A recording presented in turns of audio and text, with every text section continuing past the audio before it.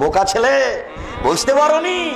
বান্ধবীকে যেইভাবে চেপে ধরে আছো ওইভাবেই ছবি দেখা যাবে। তোমার তো বিদ্যে নেই, তোমার তো বুদ্ধি নাই, তুমি তো ধ্বংস হয়েছো, চরিত্র তো তোমার কিছু নেই। এই ছেলে, এই যে গাজীপুরের রাস্তার মোড়ে মোড়ে বিশ্বলয়ের মেয়েকে দেখছো নগ্ন অবস্থায় ঝুলানো আছে, এটা মানসি করেছে গো, করছে পশু করেনি।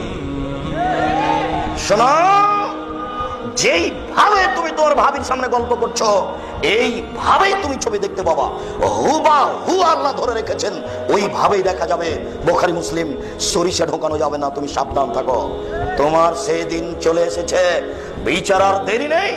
শ্বাস বন্ধ হলেই তোমার বিচার আরম্ভ হবে। তুমি বুঝতে পারছো না বিচারের মাঠ কত জটিল।